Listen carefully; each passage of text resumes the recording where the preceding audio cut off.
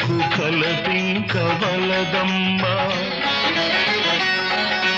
తన కళ్ళతో జగతి చూపించగలడమ్మా కళ్ళు లేవని నీకు కలతింకవలదమ్మా